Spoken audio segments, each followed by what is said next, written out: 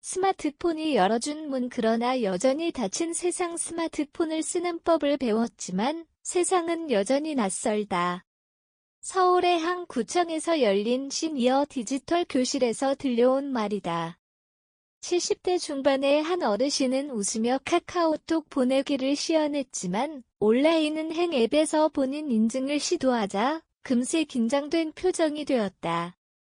기술은 익혔지만 이해의 벽은 여전했다.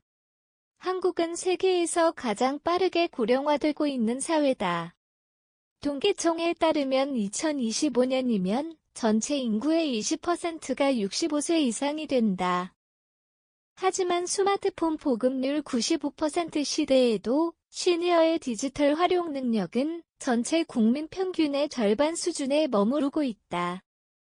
단순히 기계를 사용하는 법을 아는 것과 디지털 사회 속에서 정보를 이해하고 활용하는 능력은 다르다. 바로 이 지점이 시니어 디지털 리터러시의 출발점이다. 디지털 격차가 정보 격차로 바뀌는 시대. 예전의 정보 격차는 단순히 인터넷을 할 줄 아는 가일 문제였다. 그러나 이제 격차는 훨씬 더 정교하고 눈에 보이지 않게 퍼져 있다. 예를 들어 온라인으로만 진행되는 정부 지원 사업 신청, 모바일 뱅킹 인증, 공공기관의 전자문서 확인 등은 읽을 줄 아는 능력이 아니라 해석하고 판단하는 능력을 요구한다. 시니어들이 복잡하다, 어려워서 못하겠다고 말할 때 그건 기술이 낯선 것이 아니라 디지털 문법이 낯선 것이다. 리트러시는 읽고 쓰는 능력에서 나아가 세상을 이해하는 언어적 프레임을 뜻한다. 디지털 리터러시란 단순한 스마트폰 사용법이 아니라 이 능력이 부족하면 시니어들은 사회적 약자가 된다. 디지털 소외는 곧 사회적 고립으로 이어진다. 리터러시는 기술이 아니라 해석의 힘이다. 많은 지자체가 스마트폰 활용 교육을 표방한 시니어 프로그램을 운영한다. 하지만 그중 상당수는 카카오톡 친구 추가, QR코드 인식, 유튜브 보는 법 수준에 머문다. 이는 기술 교육이지 리터러시 교육이 아니다. 진짜 리터러시는 무엇을 눌러야 하는가가 아니라 왜 눌러야 하는가를 이해하는 것이다. 예를 들어 유튜브에서 정보를 찾을 수 있다는 것을 넘어서 유튜브의 알고리즘이 왜 그 영상을 추천하는가를 이해할 수 있어야 한다. 또한 카카오톡 뉴스 링크를 보는 법을 배우는 것보다 그 뉴스가 신뢰할 수 있는가를 판단하는 능력이 더 중요하다. 이런 관점에서 디지털 리터러시는 기술의 문제가 아니라 인문학의 문제이기도 하다. 철학자 마르틴 하이데거는 기술은 중립적이지 않다고 했다. 기술은 인간의 인식과 행동을 바꾸는 프레임이다. 따라서 시니어 디지털 리터러시는 단순한 스마트폰 교육이 아니라 새로운 언어로 세상을 다시 해석하는 과정이다. 세대를 잇는 디지털 포용, 지금이 마지막 기회다. 디지털 리터러시는 세대 간의 단절을 극복할 유일한 다리다.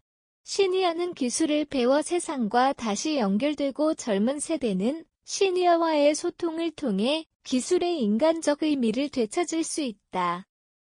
서울의 디지털 동행 프로그램, 경기도의 아이체험형 시니어 교실, 부산의 스마트폰 멘토링 제도 등은 그 가능성을 보여준다. 이들은 단순히 교육이 아니라 세대 간 협력 모델이다. 하지만 여전히 과제가 많다. 교육 접근성의 지역 편차, 맞춤형 커리큘럼 부족, 디지털 트라우마, 사기, 피싱 경험 등이 시니어들의 참여를 막고 있다. 이제는 가르치는 방식을 바꿔야 한다. 기술적 숙련이 아니라 삶의 문맥 속에서 디지털을 해석하는 능력을 중심으로 교육이 설계되어야 한다. 시니어에게 디지털 리터러시는 생존 기술이자 존엄의 문제다. 못하는 세대가 아니라 잊혀지는 세대가 되지 않기 위해 사회는 그들의 학습을 지원해야 한다.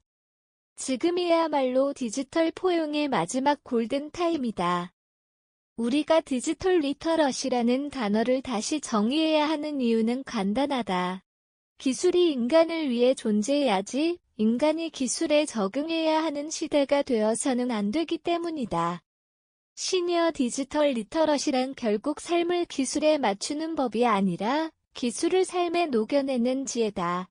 그것은 스마트폰을 배우는 것이 아니라 스마트하게 살아가는 법을 배우는 일이다. 디지털 문해력은 새로운 인문학이며 노년이 기술을 배울 때 사회는 더 따뜻해진다. 기술이 진보할수록 인간의 이해가 따라가지 못한다면 그 사회는 발전이 아니라 단절로 향한다. 지금 필요한 것은 시니어 디지털 혁명이 아니라 시니어와 함께하는 디지털 인문학이다.